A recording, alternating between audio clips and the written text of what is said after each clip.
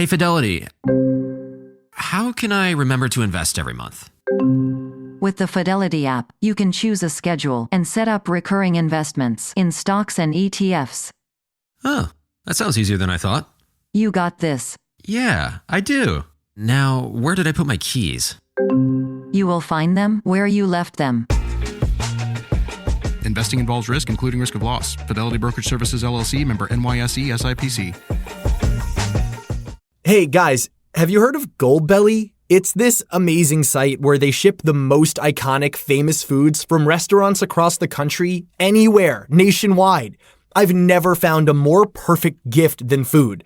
They ship Chicago deep dish pizza, New York bagels, Maine lobster rolls, and even Ina Garten's famous cakes. So if you're looking for a gift for the food lover in your life, head to goldbelly.com and get 20% off your first order with promo code GIFT.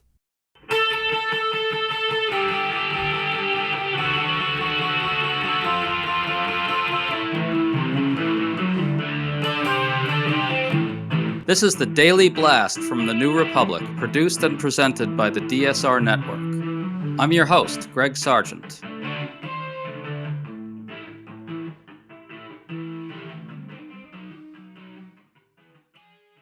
In the last 72 hours, President Trump's lawlessness has substantially escalated. In a rambling tweet, he insisted his predecessor's pardons of January 6th committee members are null and void, and said those officials are now fully subject to criminal investigation. Meanwhile, the Trump administration appears to have violated a court order in deporting some Venezuelans. And on top of all that, Trump's border czar flatly declared that they'll ignore what judges say in carrying out future deportations. At the White House press briefing Monday, Caroline Leavitt spun madly about all this, but was unable to say with real clarity what the White House's stances really are. We think this is key because Trump appears on the precipice of a new level of lawbreaking, and the White House is constructing its fake rationales for all of it in real time.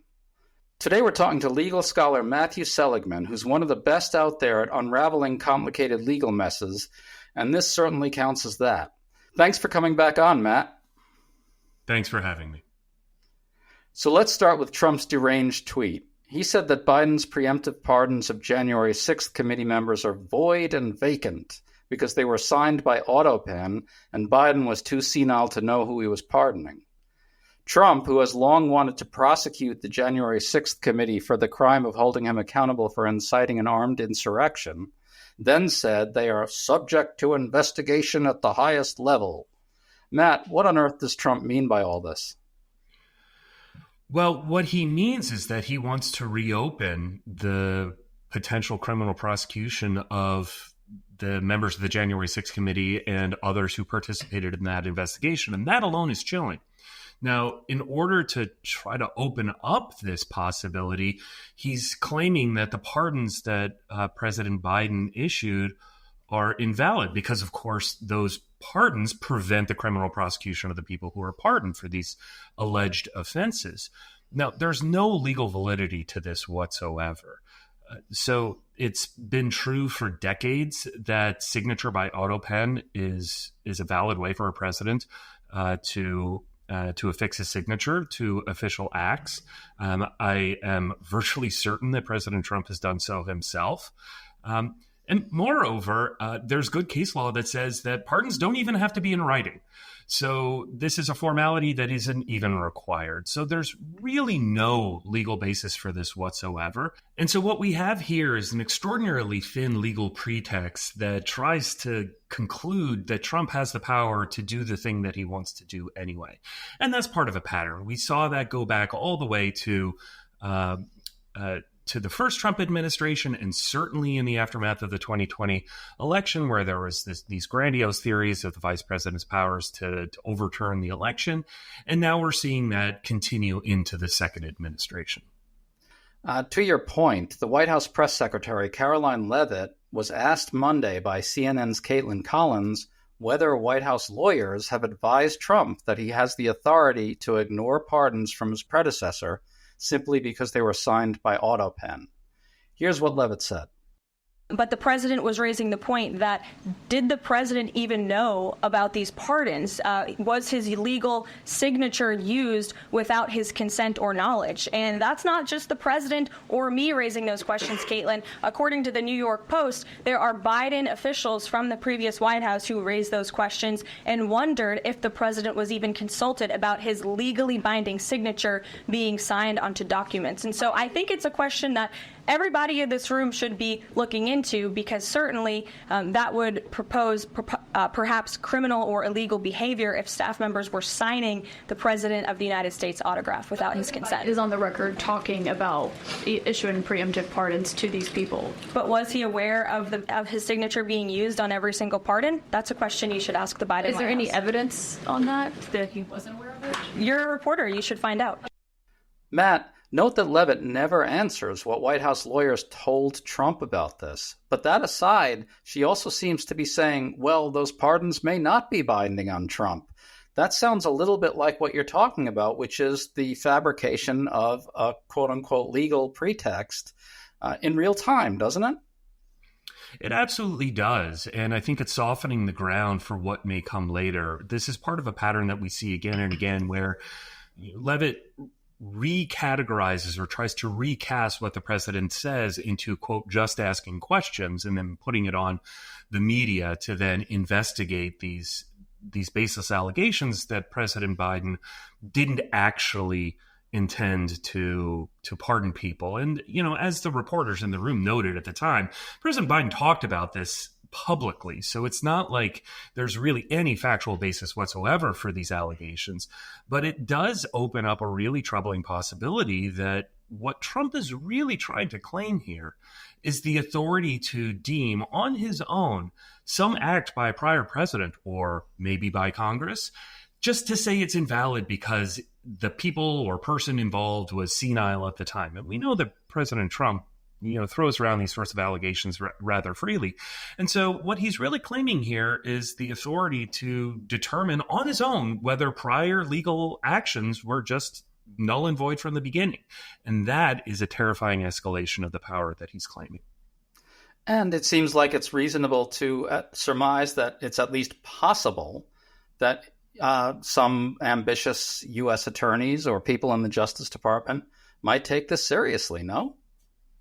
I think that's absolutely a possibility, and it's frightening. Now, something that we've seen, and it, as a member of the legal profession, it's both heartening and disappointing to me, is that career Department of Justice officials have resisted engaging in the most lawless acts that have been directed by the administration. And so we saw this with respect to the dropping of the charges against New York Mayor Eric Adams, and that was perhaps the most public example of that, but there have been others as well.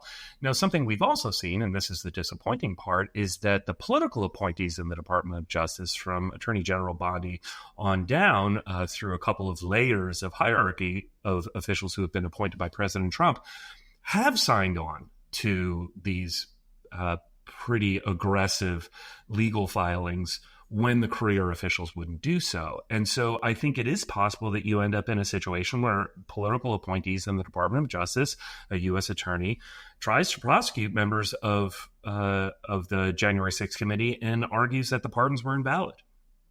I just want to remind everyone that FBI Director Kash Patel came to Trump's attention, or at least was clearly seen by Trump as good for this job, precisely because he vowed to prosecute or investigate Trump's enemies. And the January 6th committee members are very high up on the list of Trump enemies.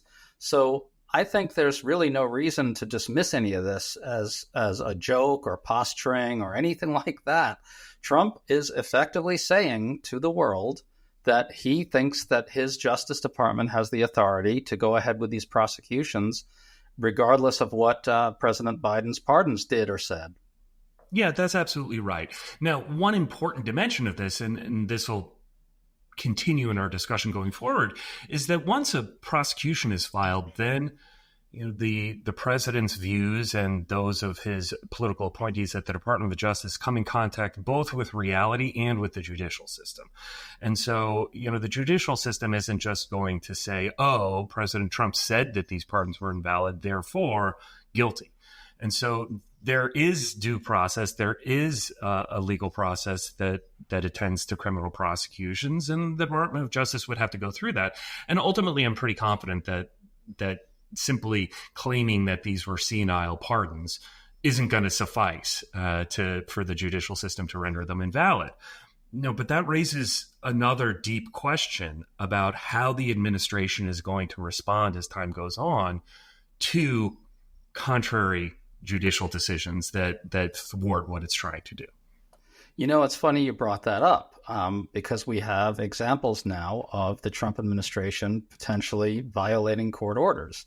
On another frontier, Trump has invoked the 1798 Alien Enemies Act to speed up deportations, but a federal judge has already blocked this because, to oversimplify, we have to be in a declared war with a foreign nation or government or under invasion from one to invoke this thing. What's at issue, though, is whether the administration failed to order planes carrying migrants to turn around and come back after the judge ordered it. Matt, can you walk us through this piece? Yes, and I'll just preface this by saying the facts on the ground here about what was happening in the courtroom, what was happening on the docket, and what was happening in the air are very complicated and to a certain extent in dispute. But what it looks like what happened is that there was a hearing in Washington, D.C. before a federal judge, Judge Boasberg, who's very well respected. And he's the chief judge of the district court in Washington, D.C., that there was an emergency hearing brought in a case brought by the ACLU just that morning on Saturday, and that during the hearing, Judge Boasberg issued an order saying that the government could not deport anyone or remove anyone in the technical parlance pursuant to this proclamation that President Trump had signed the day before, invoking the Alien Enemies Act. And that was issued at some time like 6:30 or 6:40 at night during the hearing. And it wasn't until about 7:30 that evening that there was a written order that appeared on the docket. And this is extremely common because there are oral hearings and the judge will make a decision about that and then issue a written order that memorializes this. Now, there's been some discussion today that oral orders are somehow not legally valid, and that is, to put it lightly, absolute legal hogwash. Of course they're valid. So now what the government has now claimed, and they're sort of toggling, and different people in the government are saying slightly different things. But the best that I can tell is that the overall position of the administration is that for technical reasons having to do with when exactly the planes were in the air and when the orders were issued, they didn't actually violate the order, but they could. Spring is finally here. For us in DC, that means cherry blossoms, warmer weather, and more nonsense from the administration.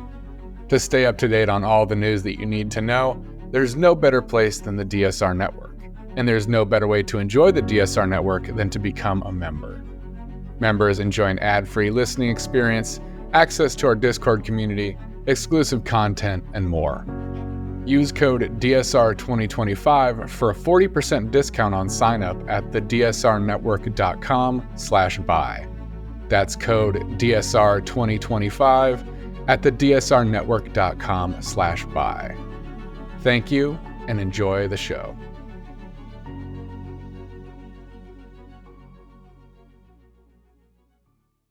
Just to your point about them toggling in different directions, the White House press secretary said in a statement a couple days ago that the federal courts, quote, have no jurisdiction over the president's conduct of foreign affairs. So they're really very loudly saying that the Trump administration is not obliged to follow the courts on this particular thing, even as they're also saying they are following the judge's order. Yeah, that's absolutely right. And if we look a little bit more about what the press secretary and what other people in the conservative legal movement outside of the administration have said, it illuminates a little bit of the bad faith that's involved here. And so what's been invoked by some of the administration's legal allies is the idea that federal judges can't order the commander in chief to, to refrain from, taking that hill in a battle during a war. And that's, I think, pretty uncontroversial that would intrude too much on the president's inherent constitutional authority as the commander in chief. That is also manifestly not what's going on here. We are not at war. There has been no declaration of war. There has been no congressional authorization of the use of military force against Venezuela. And so we're in this legal fantasy land where they're invoking these extreme circumstances about what a federal court might theoretically do in their fever dreams or nightmares, but that's just not even remotely close to what's going on here. Listen to this from Trump's border czar, Tom Homan. And we're going to make this country safe again. I'm proud to be a part of this administration. We're not stopping. I don't care what the judges think. I don't care what the left thinks. We're coming. Matt, he said, we don't care what the judges think. We're coming. What do you make of that?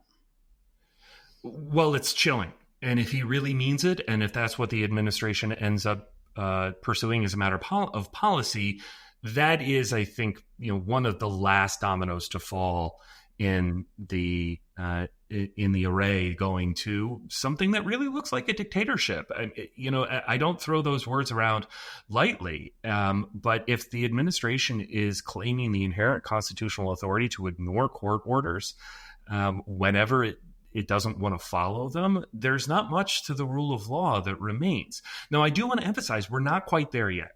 And so I think that you can look at that interview on Fox News and you can say, well, that's a declaration of a dictatorship. You can also look at that as political rhetoric that someone other than the president and the administration is engaging in to rile up his base. And you have to look at that and then compare it to what they're saying in their court filings and whether they ultimately do follow whatever the Supreme Court ends up saying about this. And so we're in this situation where it's kind of like Schrodinger's rule of law, where we don't know whether it exists or not yet because it's still sort of uncertain because we don't know exactly what the administration is doing or what position it's taking. When you describe it that way, it doesn't seem ideal. No, it is most certainly not. And I don't want anyone to misunderstand anything I'm saying as a defense of the situation we're in. The question is really whether the administration is evading the rule of law in bad faith or if it is openly flouting it. Now, those are both really, really bad places to be. But I do think that there's an important difference between the two. And there are really two points I want to make on this. The first one is that if the administration is at least pretending to follow court orders, but it'll wiggle out of them whenever it can come up with some thin pretext or justification for doing so, I still think that constrains the administration's freedom of action in important ways, because there are going to be some court orders that are so clear and some sorts of actions that would be so clearly in defiance of those court orders that it does provide some real protection still. The other reason why I think it's important is that when you have an administration that is openly and proudly violating court orders, that really sharpens the question of what the political opposition is going to do. Are you going to have members of Congress and the American public marching in the streets in protest of this? Over the weekend, we also saw massive protests against dictators in Hungary and Serbia. And so we can see how those popular movements can become galvanized by the ruling regime taking that last step into open defiance of courts and the rule of law. Well, underscoring your point about them maybe stopping just short of that open defiance, here's what Caroline Leavitt said at the White House press briefing about Homan's quote.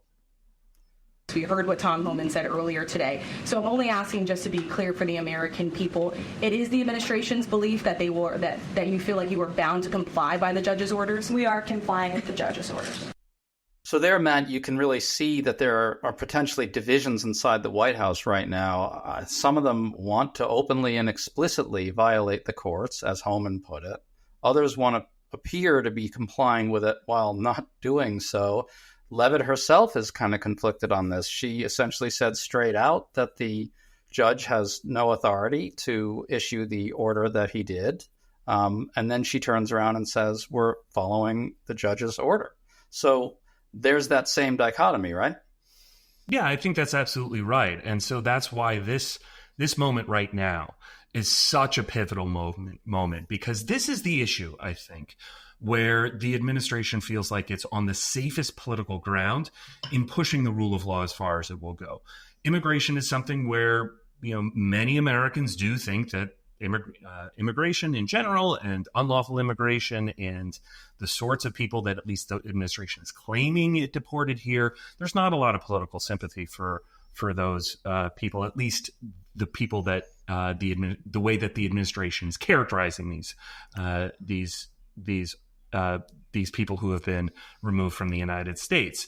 So it feels like it's on safe ground there. It's trying to connect it to foreign affairs here. And so this is the place where I think they were choosing their battle about how to push the rule of law. They weren't going to do it when it came to unlawfully cutting off cancer research funds. That's just too politically sympathetic for its opponents. And so it's not as surprising to me that they back down there.